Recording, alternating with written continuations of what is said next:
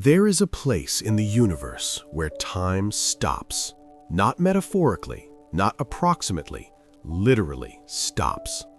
Cross an invisible boundary called the event horizon, and the flow of time, from the perspective of someone watching you, slows to zero. You would appear frozen at that boundary forever, your final moment stretched into eternity. Yet from your perspective, you would fall through in seconds, experiencing things no human has ever witnessed. You would see the end of the universe flash before your eyes. You would be torn apart by tidal forces so extreme that the difference in gravity between your head and feet could stretch you into a stream of atoms. And you would cross into a region of space-time so warped that all paths, every possible trajectory, every choice, every quantum possibility leads in only one direction, toward a point of infinite density where the laws of physics break down completely. This is the event horizon of a black hole, the point of no return, the boundary beyond which nothing, not matter, not light, not information itself, can ever escape. In 2019, the Event Horizon Telescope captured the first image of a black hole's shadow. That dark circle at the center of the image wasn't the black hole itself, it was the event horizon, a spherical surface marking the edge of knowable reality. Beyond that edge, our understanding of physics fails. Today, we journey through evidence that challenges everything we thought we knew about space, time, and the ultimate fate of matter itself. November 1915, Berlin. Albert Einstein had just completed his general theory of relativity, a revolutionary description of gravity not as a force but as the curvature of space-time itself. Mass tells space-time how to curve. Curved space-time tells mass how to move. The equations were beautiful but fiendishly complex. Einstein himself couldn't solve them for most realistic scenarios. He doubted anyone could. Within weeks, Karl Schwarzschild proved him wrong. Schwarzschild was a German physicist serving on the Russian front during World War I. Despite the chaos of war, he received Einstein's paper and became obsessed with finding an exact solution. He wanted to know what Einstein's equations predicted for the simplest possible case, a perfectly spherical, non-rotating mass.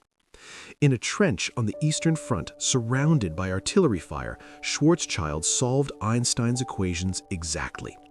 What he found disturbed him. The math predicted that if you compressed enough mass into a small enough radius, something impossible would happen. At a specific distance from the center, now called the Schwarzschild radius, space-time would become so warped that time would stop and space would become infinite. For a mass equal to our Sun, that radius was just 3 kilometers. Compress the Sun to a sphere 6 kilometers across, and you'd create this impossible object. Einstein didn't believe it. He thought the solution was mathematically interesting but physically meaningless. Nature wouldn't allow such extremes.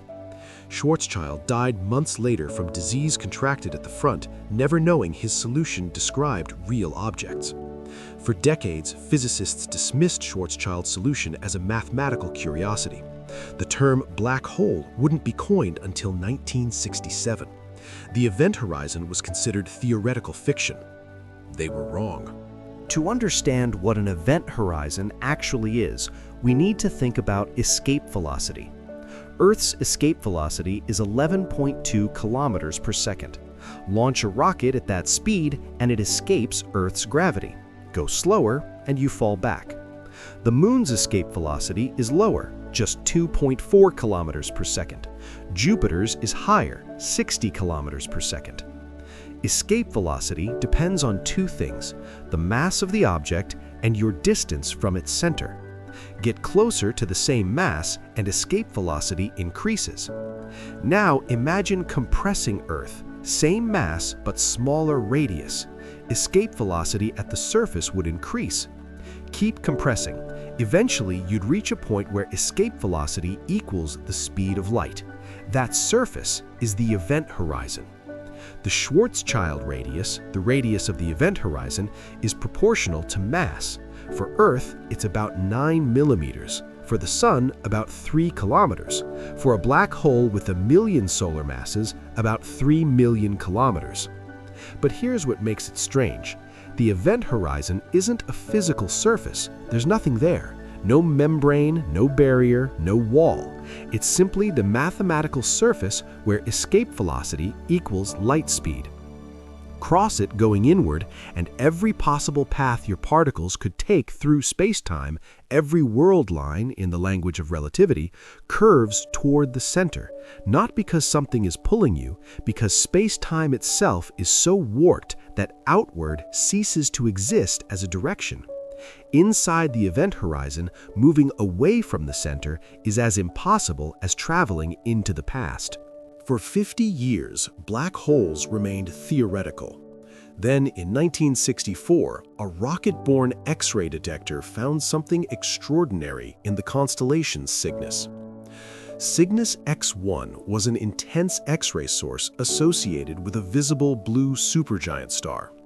The star was orbiting something massive and completely dark. Astronomers measured the orbital dynamics and calculated the invisible companion's mass, at least 15 times the mass of the Sun. No known stellar remnant could be that massive and invisible. White dwarfs and neutron stars have mass limits. Anything heavier must collapse into a black hole. Stephen Hawking was so convinced Cygnus X1 wasn't a black hole that he made a bet with physicist Kip Thorne. If it turned out to be a black hole, Hawking would buy Thorne a subscription to Penthouse magazine. If not, Thorne would buy Hawking a subscription to Private Eye. In 1990, Hawking conceded the bet. Cygnus X1 was a black hole. Since then, we've detected thousands of black holes through various methods. We've found stellar mass black holes formed from collapsed stars. We've found supermassive black holes millions to billions of times the Sun's mass at the centers of galaxies. We've even found intermediate mass black holes. But detecting a black hole and understanding what happens at its event horizon are very different things. The event horizon is invisible. Light that crosses it never returns. We can only infer its existence from effects on surrounding matter, gas swirling around it, stars orbiting it, light bending near it. Until 2019, no one had directly imaged an event horizon. But the evidence forces us to confront an uncomfortable possibility. Event horizons are real, and crossing one would be the strangest experience possible within the laws of physics. April 10, 2019. Astronomers unveiled the first image ever captured of a black hole's event horizon. The target was M87, the supermassive black hole at the center of galaxy Messier 87, located 55 million light-years away. Its mass, 6.5 billion times that of our Sun. Its event horizon, about 40 billion kilometers across, larger than our entire solar system out to Pluto's orbit. The image showed a bright ring of light surrounding a dark circle. That darkness wasn't the black hole itself, it was the shadow cast by the event horizon. Light approaching closer than about 1.5 times the Schwarzschild radius gets pulled in. The result is a circular shadow about 2.5 times larger than the actual event horizon. The bright ring is the photon sphere, the region where light orbits the black hole before either escaping or falling in. Some of that light comes from the accretion disk, the superheated matter spiraling toward the event horizon at nearly the speed of light. Creating this image required a telescope the size of Earth. The Event Horizon Telescope, EHT, synchronized 8 radio observatories across the planet, from Hawaii to Antarctica, creating a virtual telescope 10,000 kilometers in diameter. They collected 5 petabytes of data, equivalent to a lifetime of selfies, and spent 2 years processing it. The result confirmed predictions from general relativity with stunning precision.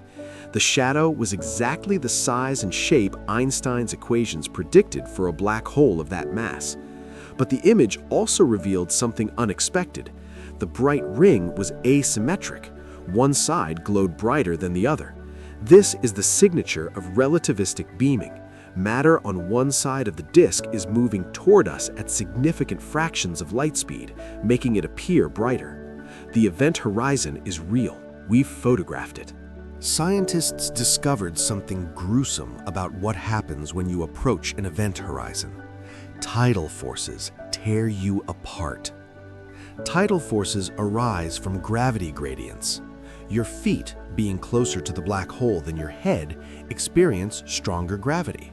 For Earth's gravity, this difference is negligible, but near a black hole's event horizon, the difference becomes extreme.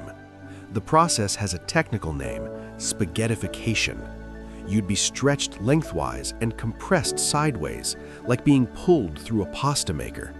For a stellar mass black hole, say 10 solar masses, the tidal forces become lethal long before you reach the event horizon. At a distance of about 1,000 kilometers from the event horizon, the difference in gravitational force between your head and feet would exceed what human tissue can withstand. You'd be torn apart, reduced to a stream of atoms, then subatomic particles, stretching toward the singularity like an infinitely thin thread. But here's where it gets strange. For supermassive black holes, the story is different. The event horizon radius scales with mass, but tidal forces scale with mass and distance differently. For M87 star, with its enormous mass, the tidal forces at the event horizon are relatively gentle. You could, in principle, cross the event horizon of a supermassive black hole without immediately being torn apart. You'd survive crossing the point of no return. You'd have time, possibly minutes, to observe your surroundings before tidal forces deeper inside finally destroyed you. What would you see? General relativity makes a bizarre predictions about time near an event horizon. It slows down. This isn't subjective. Time literally runs slower in stronger gravitational fields. This effect has been measured on Earth. Atomic clocks at sea level tick slower than identical clocks on mountaintops by exactly the amount Einstein predicted. Near an event horizon, this effect becomes extreme. Imagine watching someone fall toward a black hole. As they approach the event horizon, they appear to slow down. Their movements become sluggish. Light from them becomes increasingly redshifted, dimming and shifting toward longer wavelengths. At the horizon itself, from your external perspective, they freeze. Time dilation becomes infinite. You would never see them cross. They'd appear frozen at the horizon forever, gradually fading as their light redshifts into invisibility. But from the falling person's perspective, nothing unusual happens at the event horizon. They cross it in finite time, experiencing no discontinuity. The horizon is locally unremarkable, just empty space. This creates a paradox of perspectives. From outside, nothing ever crosses the event horizon. From inside, you cross normally. Both perspectives are equally valid within general relativity. Physicist Leonard Susskind calls this the complementarity principle. Observers in different reference frames can witness contradictory events, both of which are true. But here's the most mind-bending part. As you fall through the event horizon, you would look up and see the universe speeding up. Time dilation works both ways. While outside observers see you frozen at the horizon, you see the external universe fast-forwarding. In principle, if you could survive the tidal forces, you'd see the future of the universe flash before your eyes. Stars would age and die. Galaxies would merge. In the final moments before the singularity destroys you, you'd witness billions of years of cosmic evolution. But this represents just one piece of a much larger puzzle hidden in the quantum nature of event horizons. The most remarkable discovery involves quantum mechanics at the event horizon.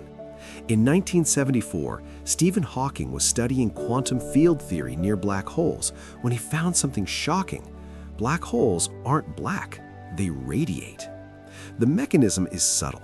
In quantum mechanics, empty space isn't truly empty. particle-antiparticle pairs constantly pop into existence and annihilate each other in tiny fractions of a second. This happens everywhere, all the time. It's called quantum vacuum fluctuation.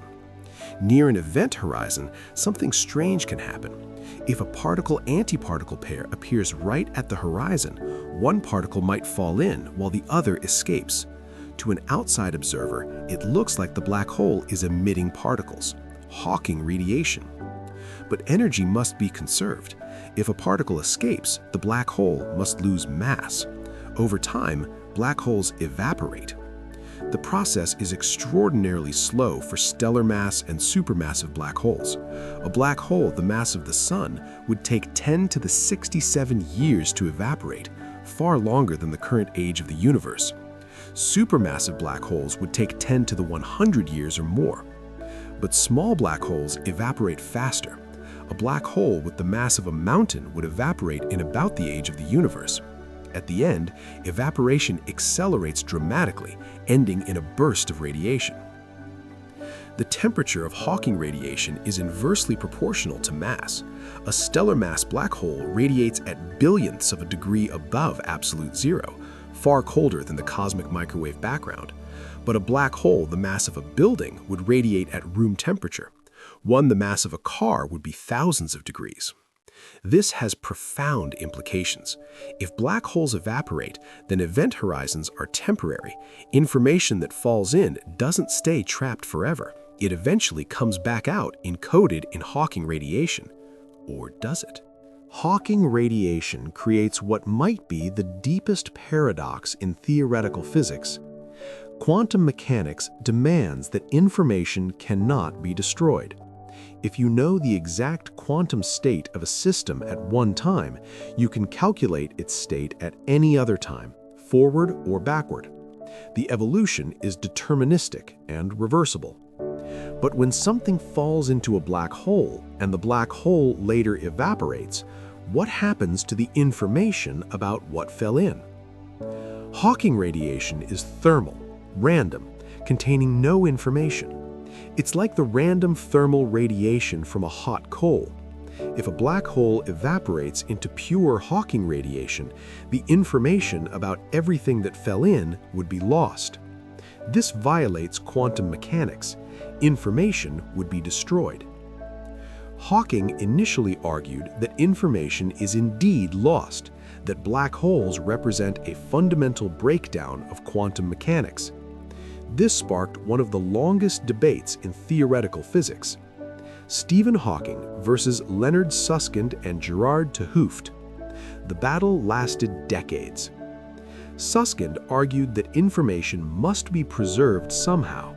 He proposed that information isn't lost inside the black hole, but is instead encoded on the event horizon itself, like a hologram storing three-dimensional information on a two-dimensional surface. This led to the holographic principle, the idea that all the information about the interior of a region of space can be encoded on its boundary. Applied to the universe, this suggests reality might be fundamentally two-dimensional, with our three-dimensional experience being a kind of projection. In 2004, Hawking conceded. He accepted that information is preserved, though how remains unclear. The most promising explanation involves quantum entanglement between Hawking radiation particles and the black hole interior, preserving information in subtle correlations. But this creates a new problem, the firewall paradox. In 2012, physicists Ahmed Almheri, Donald Merolf, Joseph Polchinski, and James Sully discovered something disturbing. If information is preserved in Hawking radiation through quantum entanglement, then particles at the event horizon must be entangled with both the black hole interior and the previously emitted Hawking radiation. But quantum mechanics forbids this. A particle can't be maximally entangled with two different systems simultaneously. Something must give. The AMPS firewall proposal suggests that to preserve information, quantum entanglement must be broken at the event horizon. This would create a high-energy firewall, a surface of extreme energy that would incinerate anything trying to cross. This contradicts general relativity's equivalence principle. According to Einstein, freely falling through the event horizon should be indistinguishable from floating in empty space. There should be nothing special about the horizon locally. But a firewall would be very special. It would be a wall of Planck temperature plasma that destroys anything crossing it. So which is right, the equivalence principle or quantum information preservation? Physicists are divided. Some argue firewalls exist, but only form in the late stages of black hole evaporation. Others propose exotic solutions involving wormholes, quantum error correction, or modifications to quantum mechanics itself. Leonard Susskind and Juan Maldacena proposed that black hole interiors might be connected to the exterior through microscopic wormholes, Einstein-Rosen bridges at the quantum level. Information doesn't cross the horizon, it tunnels through space-time itself. The evidence extends beyond classical geometry into the realm of quantum gravity, where our current theories break down completely. This forces us to reconsider fundamental assumptions about what exists inside the event horizon. In 1963, mathematician Roy Kerr found a solution to Einstein's equations for rotating black holes. Real black holes form from rotating stars, so the Kerr solution describes reality better than Schwarzschild's non-rotating version. Kerr black holes are far stranger. A rotating black hole has two event horizons, an outer and an inner. Between them is a region called the ergosphere, where space-time itself is dragged around the black hole so violently that nothing can remain stationary.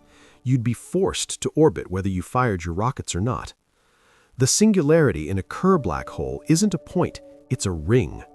And mathematical analysis suggests that if you could somehow survive the journey and pass through the ring singularity, you might emerge into a different region of spacetime, a wormhole, a bridge to another universe or another part of our own universe, or even another time. This is pure mathematical speculation. The interior of a real black hole likely doesn't behave this way. Quantum effects would probably prevent traversable wormholes from forming, but the math allows it, suggesting that our understanding of black hole interiors is incomplete. Kip Thorne at Caltech has extensively studied Kerr black holes. He showed that the inner horizon is likely unstable.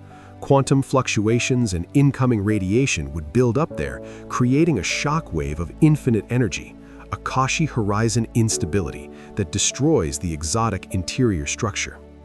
You wouldn't travel through a wormhole, you'd hit a wall of infinite energy and be annihilated. But we don't know for certain.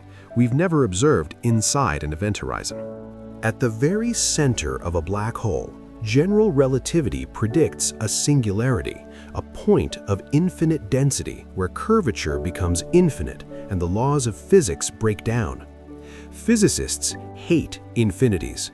When a theory produces infinity as a physical prediction, it's usually a sign that the theory has reached its limits. Roger Penrose proved mathematically that singularities are inevitable in black holes. You can't avoid them through special configurations. Once matter collapses past the event horizon, the mathematics demands that it continues collapsing to infinite density. But infinity is probably not what actually happens. At some scale, likely the Planck scale, around 10 to the negative 35 meters, quantum gravity effects must become important. Space-time itself might become discrete, granular, preventing true infinities. Loop quantum gravity, one approach to quantum gravity, suggests that the singularity is replaced by a high-density but finite region. When matter collapses to Planck density, quantum geometric effects create a bounce. The collapsing matter rebounds, possibly creating a new region of spacetime. String theory offers different possibilities. In string theory, the fundamental objects are one-dimensional strings, not point particles. These strings might be unable to collapse to zero volume, creating a fuzzy, extended structure instead of a singularity. Some theories propose that the singularity is a gateway to a white hole, the time reverse of a black hole, where matter and energy emerge. Material falling into a black hole might be expelled through a white hole elsewhere in spacetime. The truth is, we don't know what's at the center of a black hole. Our best theories predict something that can't physically exist. This is one of the deepest unsolved problems in physics. But what we do know is this: general relativity and quantum mechanics are both extraordinarily successful theories, yet they give contradictory predictions about black hole interiors. One or both must be incomplete. Recent breakthroughs suggest we're on the verge of understanding event horizons in unprecedented detail. The Event Horizon Telescope is expanding.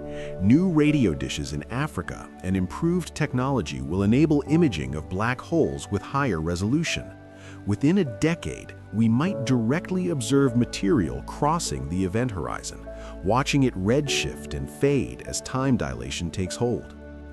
In 2020, the EHT imaged Sagittarius A star, the supermassive black hole at the center of our own Milky Way galaxy. At 4 million solar masses and 26,000 light-years away, it's much smaller and more variable than M87 star, but it's our black hole, and observing it provides crucial tests of general relativity in extreme conditions. Future observations will search for signatures of black hole echoes, reflections of gravitational waves from near the event horizon that would reveal quantum structure too small to see directly. LIGO and Virgo, the gravitational wave detectors, are detecting black hole mergers regularly. When two black holes spiral together and merge, they create new event horizons and emit gravitational waves encoding information about their structure. The third-generation gravitational wave detectors, Cosmic Explorer and Einstein telescope, will be operational in the 2030s. These instruments will detect black hole mergers across the entire observable universe and measure the properties of event horizons with exquisite precision. They might detect deviations from general relativity, signatures of quantum effects, exotic matter, or physics beyond the standard model. Can we test whether firewalls exist? The challenge is that firewalls, if they exist, only form deep into the evaporation process. For stellar mass and supermassive black holes, that's far in the future, trillions of years or more. But there's a theoretical possibility: primordial black holes. In the early universe, density fluctuations might have created tiny black holes, some as small as asteroids or even subatomic particles. These would be evaporating now after 13.8 billion years of Hawking radiation. If we could detect a primordial black hole in its final stages of evaporation, we might see evidence of a firewall or other exotic effects near the horizon. The problem: we've never detected a primordial black hole. They remain hypothetical, though searches continue using gravitational lensing, gamma-ray bursts, and other signatures. Another approach involves analog systems. Physicists have created acoustic black holes in laboratories using sound waves in flowing fluids. These systems have acoustic horizons where sound waves can't escape, analogous to light unable to escape a real black hole. William Unruh proposed these analogs in 1981, and researchers have now created them. In 2016, Jeff Steinhauer at Technion in Israel reported detecting the analog of Hawking radiation in an acoustic black hole. These experiments can't tell us about firewalls. Acoustic horizons don't have the same quantum information structure, but they prove that some aspects of black hole physics can be studied in laboratories.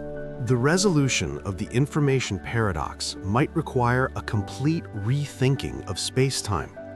Recent work on the ADS-CFT correspondence, a mathematical duality between gravity and quantum field theory, suggests that the interior of a black hole might be fundamentally equivalent to an extremely complex quantum state on the event horizon. In this view, there is no independent interior. The black hole's interior is the same as its surface, just described in different mathematical language. Information never enters the black hole. It's always on the horizon, encoded holographically. This connects to the holographic principle, the idea that our universe's 3 dimensions might be a projection from information encoded on a 2-dimensional cosmic boundary. If true, event horizons aren't boundaries to inaccessible regions. They're surfaces where information is maximally scrambled and encoded in quantum correlations so complex that reconstructing it requires more computational power than exists in the observable universe.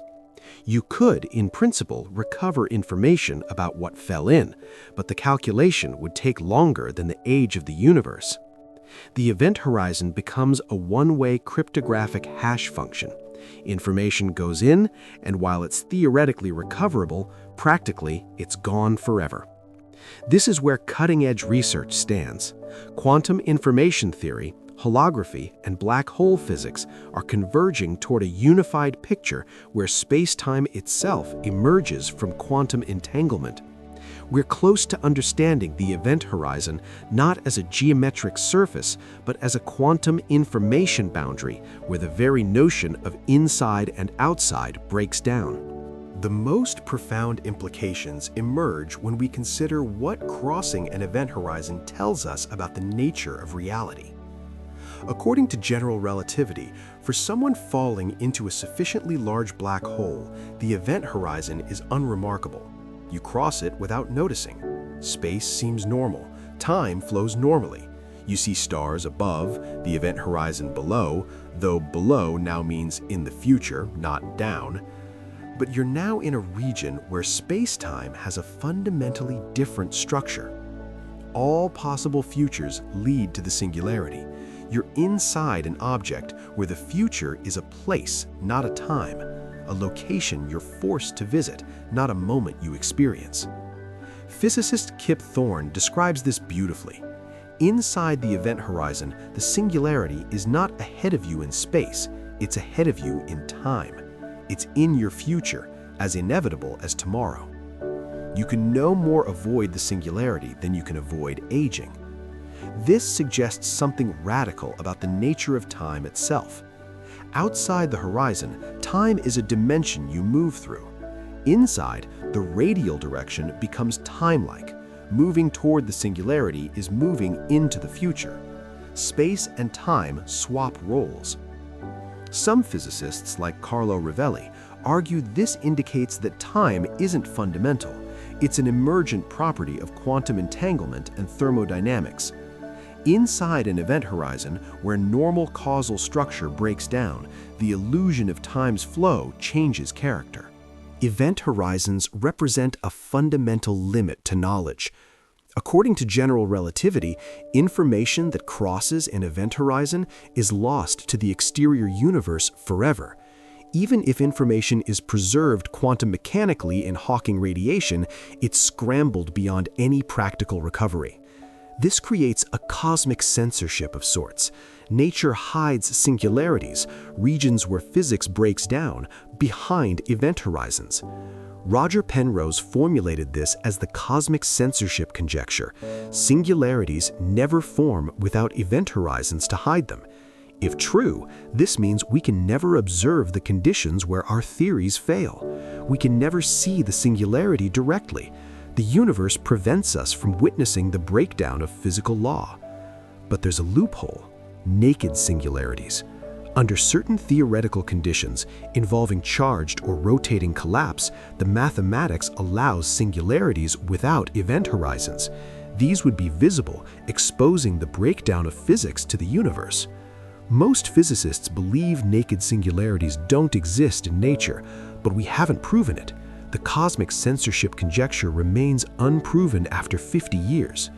If naked singularities exist, it would mean event horizons aren't inevitable. It would mean we could potentially observe regions where physics fundamentally breaks down, where quantum gravity effects dominate, where space-time itself dissolves into something more fundamental. In the far future, black holes will dominate the universe. As we explored earlier in discussions of heat death, stars will eventually exhaust their fuel.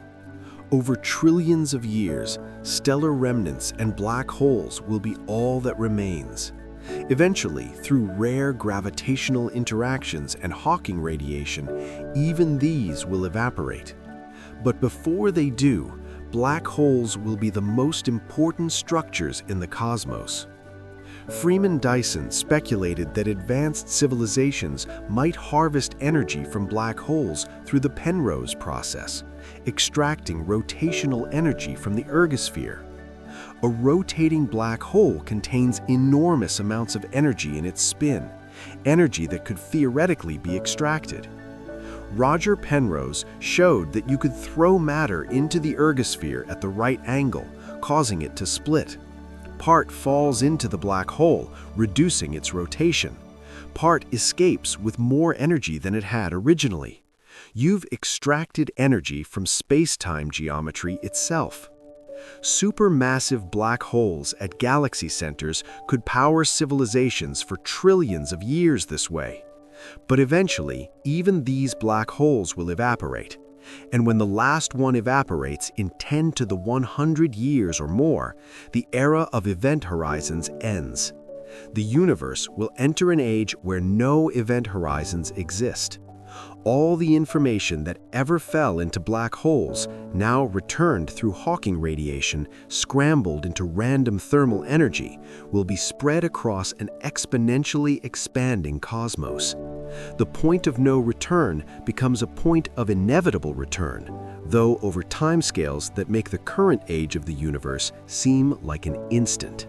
We began at the point of no return, the event horizon where time stops, where space and time exchange roles, where the future becomes a place instead of a moment. Now we see this boundary not as simple geometry, but as one of the deepest puzzles in physics, a surface that challenges our understanding of information, causality, and the nature of reality itself. What have we learned? We've learned that event horizons are real. We've photographed them. We've detected them through gravitational waves. They exist as predicted by general relativity, boundaries in space-time beyond which escape is impossible. We've learned that they're not as simple as they seem. Quantum mechanics demands that information be preserved, yet Hawking radiation appears thermal and random. Something subtle is happening at the horizon: entanglement, holographic encoding, or physics we haven't discovered yet. We've learned that approaching an event horizon is a journey into contradiction. From outside, you never cross. From inside, you fall through normally. Both perspectives are real. Both are physics. We've learned that event horizons hide singularities, points where our theories break down completely.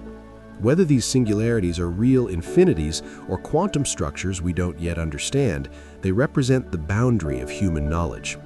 But vast unknowns remain. We don't know what's inside an event horizon. We don't know if firewalls exist.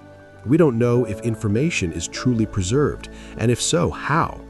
We don't know what replaces the singularity when quantum gravity is properly understood. What we do know is this: black holes and their event horizons are laboratories where quantum mechanics meets gravity in the most extreme way possible. Understanding them will require a theory of quantum gravity, a complete description of reality at the smallest scales and strongest fields. That theory might reveal that space-time is emergent, holographic, quantized. It might show that event horizons are quantum information boundaries, that interiors and exteriors are dual descriptions of the same thing, that the universe is far stranger than we imagine. The event horizon stands as a challenge. Cross it and you leave the realm of tested physics. Beyond lies territory where our best theories give contradictory answers, where experiments are impossible, where knowledge has fundamental limits. Yet we continue to probe these limits. With gravitational wave detectors, with radio telescope arrays, with theoretical insights from quantum information and holography, we're pushing closer to understanding the point of no return. The universe is vast, the mysteries are endless, and at the edge of the knowable, where time stops and space becomes infinite, the greatest mysteries await us still. The journey continues.